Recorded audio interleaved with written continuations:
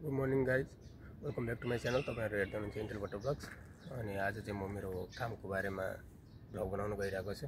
बिहानैको समय छ, अहिले भर्खरै जस्तो म काममा आएको चाहिँ हैन, अलिकति समय भयो। आज चाहिँ क्यामेराको क्वालिटी पनि अलिकति नराम्रो होला, किनभने मैले काम गर्ने मोबाइलबाटै भिडियो बनाउँदै छु। खासमा भ्लग बनाउँछु भन्ने सोच थिएन, तर आएर यसो काम गर्न खोज्दाखेरि चाहिँ यसले केही साथीहरुलाई नलेज हल्का भए पनि हुन्छ भन्ने हिसाबले भ्लग बनाउन लागिरहेको छु। आज मेरो प्लम्बिङको काम नयाँ भाइहरुलाई सिकाउनु पनि पर्ने छ। अचेल चाहिँ म खासै अरु कामहरु गर्दिन, धेरै कामहरु गर्दिन हैन। उनीहरुले के रे नयाँ भाइ बहिनीहरुले नसक्ने काम र उनीहरुलाई सिकाउनु पर्दा गर्छु। उनीहरु चाहिँ यतिकै बस्ने, त्यही नै हो उनीहरुले नसक्ने काम र गर्नुपर्ने। प्लम्बिङ छ, यिनीहरु नयाँ भएको हुनाले यो उनीहरुलाई थाहा छैन। मैले यहाँ गाडीमा मेरो सामानहरु लिएर आइसकेको छु प्लम्बिङको लागि है। यिनीहरु सबै धेरै नै काम गर्नुपर्ने छ। स्वर पनि भत्रो भएको रहेछ। यो यिनीहरु सबै मैले पहिला गरेको हो। यिनीहरु सबै मैले गरेको, अनि त्यसपछि अब फेरि यसमा अर्को थप्नु पर्ने भयो के। अनि त्यही भएर यिनीहरु लिएर आएको छु। यो सामानहरु टाइम लाग्छ, धेरै झन्झट छ यिनीहरु पनि।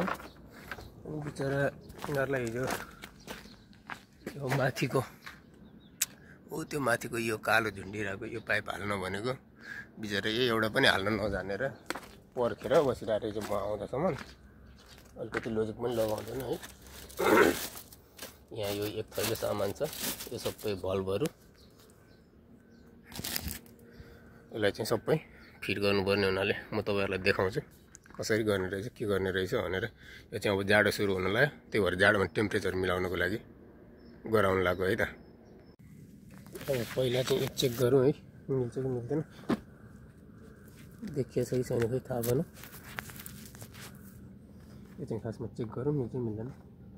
नमिल्ने भन्ने त कुरै भएन हैन, मिल्नु त परिहाल्यो। यो चाहिँ 70 मिलिमिटरको हो, यो चाहिँ 70 मिलिमिटरको। यो सामसिप चाहिँ यहाँ के रे जाडोमा नजमोस् भनेर बनाइन्छ हैन, जाडो सुरु हुन लाग्यो अनि त्यही भएर। तर मैले एउटा गल्ती चाहिँ गरेछु, यस्तो पाइपको टुक्राहरु काटेर लिएर आउनु पर्ने नगरिकन आएछु।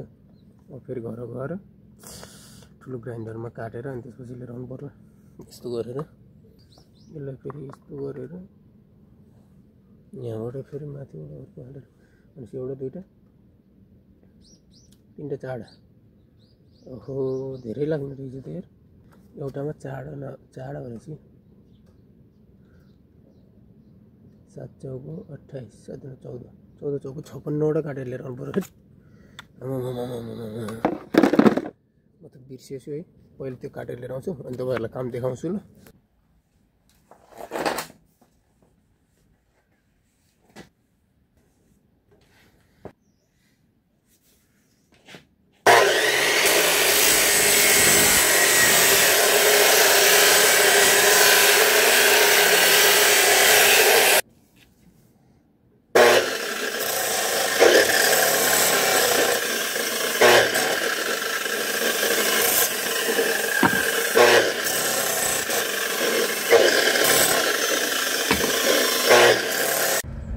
म चाहिँ त्यो के रे पाइपहरु काटेर अब चाहिँ फेरि उतै काम गर्ने ठाउँमै जाँदैछु है। कस्तो दामी देख्दो रहेछ त यहाँ त क्यामेराबाट त। त्यहाँ गएर फेरि यो सबै फिट गर्नुपर्छ। गाडीमै छु।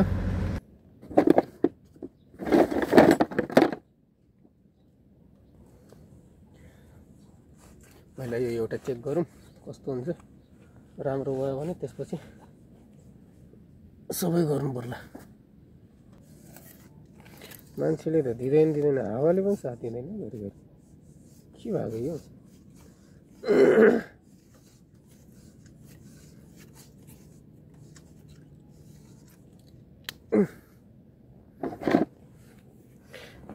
हैन, अब यसमा चाहिँ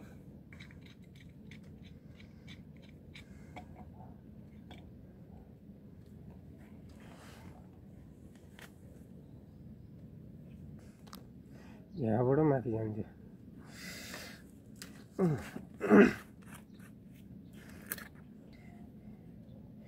यो यो चाहिँ गम हो है, गमले चाहिँ यसरी टालिन्छ। अब कोही प्लम्बिङ गरिरहेको साथीहरूले हेर्दै हुनुहुन्छ भने त त्यो गम भनेर पनि सिकायो भने जस्तो हुन्छ होला। फेरि थाहा नभएको साथीहरूलाई भनिदिएको, यो गमले चाहिँ प्लास्टिकको सामानहरू चाहिँ मजाले जोड्छ है। अब यो चाहिँ प्लम्बिङको साथीहरूलाई थाहा नहुन पनि सक्छ, ह्यामरले हान्नुपर्छ भन्ने, नत्र चाहिँ पछि फुस्किन सक्छ। ह्यामर अर्को जस्तो पाए त्यस्तो ह्यामर हुँदैन है, यसको लागि चाहिँ स्पेसल रबरको ह्यामर हुनुपर्छ। अर्कोले हान्यो भने चाहिँ यो सबै फुट्छ कि चुइटेर जान्छ। यहाँ लागेछ फेरि ठुक्क।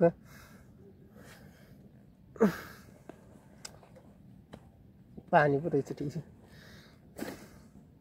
सेतो दाग बस्छ कि यो लाग्यो भने यो चाहिँ सबै यता यता यता यता यता मात्र चुहिएर अलिक अग्लोमा काम गर्दाखेरि सबै यहाँबाट तर यहाँ चुइन्छ नि त।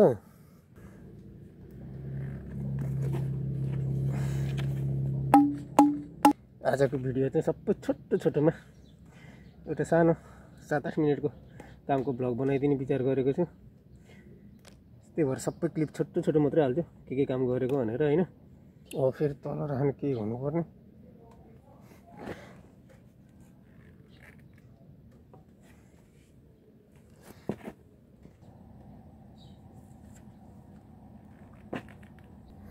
यो सेट कम्प्लिट भयो। अब चाहिँ यहाँबाट त्यो अघि नै मैले देखाएको कालो पाइपमा जोड्ने अर्को पाइप हाल्नुपर्छ।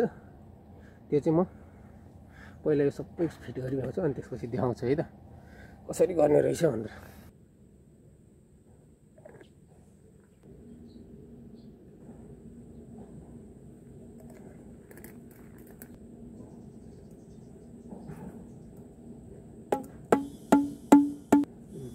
सत्य 21 दिन भयो अलिकवटा र यो काम चाहिँ सक्यो। मैले यति जति बनाएँ होइन। अनि अब चाहिँ फिट गर्नुपर्छ। अनि भर्खरै घर गएर चाहिँ यो लिएर आयो रबर, अनि त्यो केबल टाई त्यसले चाहिँ बाँध्ने। अनि यो चाहिँ साबुन पानी हो कि, साबुन पानी चिप्लो हुन्छ नि त। अनि त्यो के अरे यो पाइप चाहिँ नयाँ भएको भएर टाइट हुन्छ कि, नयाँ चाहिँ अलिक टाइट हुन्छ अनि राम्रोसँग छिर्दैन। अनि त्यो छिराउनको लागि चाहिँ यो हालेपछि अलिक चिप्लो हुन्छ अनि मजाले सुत्तो छिर्छ कि। म अहिले देखाउँछु है तपाईँहरूलाई है कसरी छिराउनु रहेछ भनेर। म यो भन्दै थिएँ कि यो गम यो अहिले फेरि यो पाँटोहरू लगाइसकेको छु। यो फेरि धुँदा पनि जाँदैन कि, यस्तो खालको छ होइन। यसलाई जानु चाहिँ यो कि पाँटै फाल्नु पऱ्यो कि जलाउनु पऱ्यो कि त्यस्तो हुन्छ। अब चाहिँ त्यो भाइहरू के काम गरिरहेको छ त्यो हेरेर आउँछु। अनि त्यसपछि चाहिँ यहाँ यो सबै हामी फिट गर्छौँ है त। एउटा भाइ 2 जना छ यहाँ मसँग आज काम गर्ने चाहिँ। आहा म्यान यो अर्को भाइ। अनि त त्यहाँ आयो त काच रान नङ। अब चाहिँ यो पाइप लगेर अघि मैले भनेको ठाउँमा जोड्नुपर्छ है। ल अनि जो त मोइ पी। यो चाहिँ डारा, यो पनि मेरो भाइ, त्यो पनि मेरो भाइ। त्यो चाहिँ सुरुमा आउँदा चाहिँ म फेरि 30-40 वर्षको रहेछ अरे भने त मभन्दा बहुत धेरै बच्चै रहेछ होइन। बिचरा यिनीहरू काम गरेर अल्छी लाएर हो कि के भएर घर जाने भनिरहेको थिएँ, काम गर भनेको। अब यिनीहरूलाई लिएर मसँगै त्यो फिट गर्छु, यिनीहरूलाई सिकाउँछु है त। भाइहरूले चाहिँ पाइप लिएर आउँदैछ। अब चाहिँ मलाई भर्याङ चाहिन्छ। यिनीहरूलाई चाहिँ पहिला यहाँ तल फिट गर्न सिकाउँछु, अनि त्यसपछि भर्याङ लिएर आएर त्यो पनि जोड्नु पर्ला। इ गर्नु खुम डार्नु नङ। ओके ओ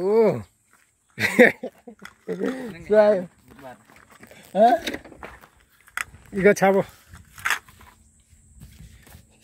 माला भनेर लगाइदिएको बिचरा हाँसे। इको छाबो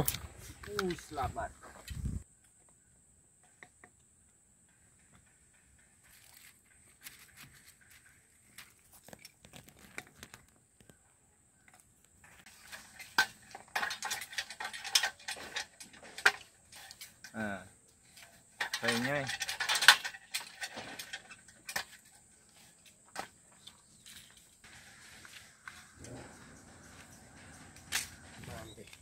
Ano no tok cumoi sabu ah.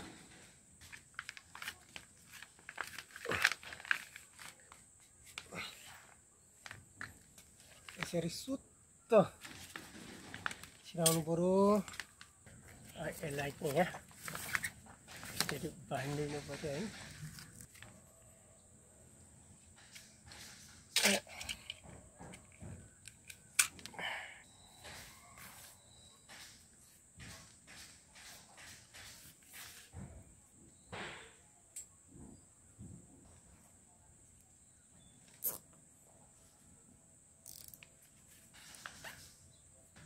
Okay, मुल्टीको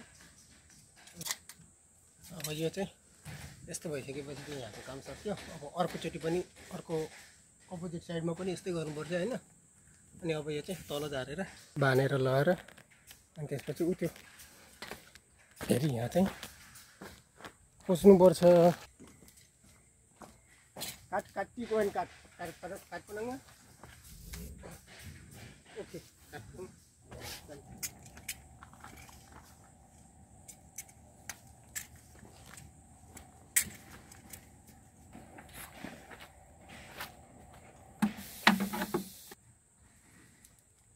Cantik tau khang nang ke ngan jelno ल। अब यस्तो भएपछि चाहिँ यो सक्यो। अब उतापट्टि पनि त्यस्तै गर्ने यो सबै। अनि त्यसपछि चाहिँ यो काम चाहिँ सकिन्छ। काम गर्नुको यसरी काम गरेर कमाएर आफ्नो कमाइ खानुको मजा चाहिँ छुट्टै हुन्छ कि। मलाई चाहिँ कस्तो लाग्छ भने अरू कसैको पनि पैसा खान नपरोस्, आफ्नो पनि अरूले नखाओस् भन्ने लाग्छ क्या जहिले पनि हैन।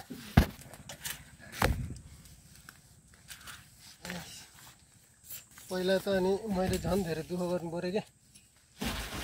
पहिला त झन् धेरै हैन, पुरै जिउ दुखेर आँसु चुहिएर कस्तो हुन्थ्यो। नाकबाट रगत आउने त्यो काम धेरै गरेर मैले धेरै गर्थेँ त्यति बेला त झन्।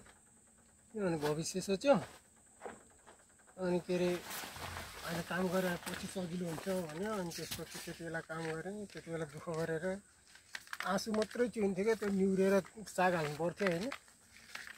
ओ दुखेर तोरेर आँसु झर्थ्यो। अनि त्यसपछि अरू चाहिँ सबै घर जान्थ्यो, म चाहिँ एक्लै जोत्ने औषधि हाल्ने गरिरहन्थेँ। अनि त्यसपछि रगत पनि हुलुला आइरहन्थ्यो। मलाई थाहा थियो कामको धपडीले हो भनेर होइन। तर म फ्युचर सोचेर त्यसरी काम गरिरहन्थेँ क्या।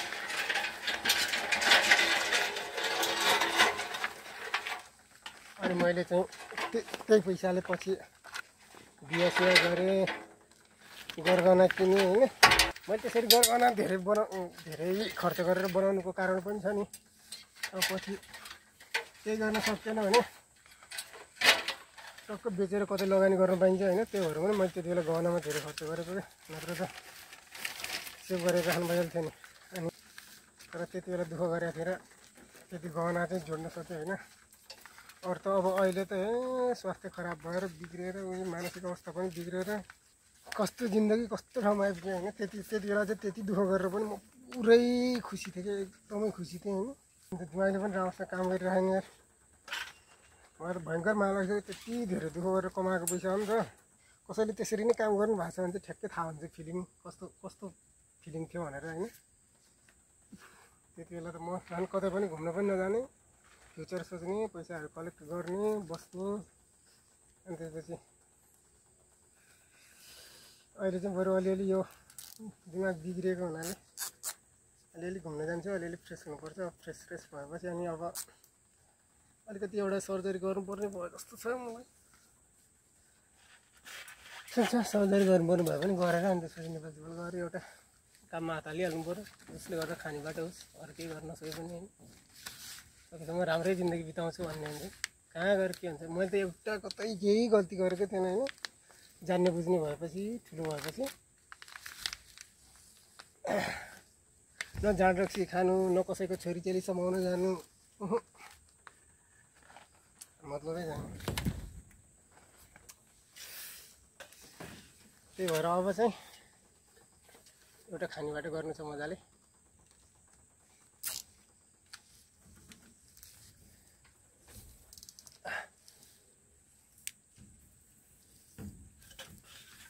Konten lah. Siapa guys? म चाहिँ फेरि कस्तो भने जसले जे भने त्यो कुरा विश्वास गरिदिइहाल्ने क्या। सुरुमै नचिनेको मान्छेलाई पनि जसले जे भने त्यो विश्वास गरिदिने। त्यसरी विश्वास गर्न चाहिँ नहुने रहेछ क्या। अब त त्यसोतिर हुन्छ नि त सबैलाई अनि तर त्यो विश्वास गरे कि कसैले पैसा खाइदिने कसैले ठगिदिने कसैले जिन्दगी बर्बाद गरिदिने खालि त्यस्तै हुँदो रहेछ नि यो टाइममा दिन्छु भनेर लग्या हुन्छ दिँदैन छ्या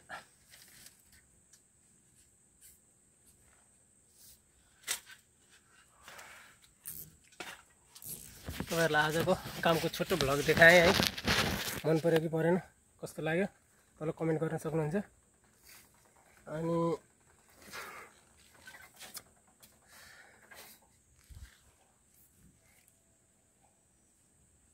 अब पुरै टोटली फ्रेस भएपछि चाहिँ अब एकपल्ट यो सर्जरीहरू गरेर जाडो महिनामा गर्छु होला गर्नुपर्ने जस्तो छ अनि त्यसपछि अलिकति आराम गर्नु पर्यो अनि अब के हुन्छ त्यसपछिको प्लान त्यसपछि बल्ल थाहा हुन्छ कतिको इफेक्ट गर्छ हैन काम गर्न सक्ने हो कि हैन अनि त्यसपछि चाहिँ प्लान बनाएर अघि बढ्नु पर्ला अब चाहिँ आजको लागि चाहिँ कामको भ्लग यति नै अब अर्को भ्लगमा भेटौँला स्वस्थ रहनुस् मस्त रहनुस् बाई बाई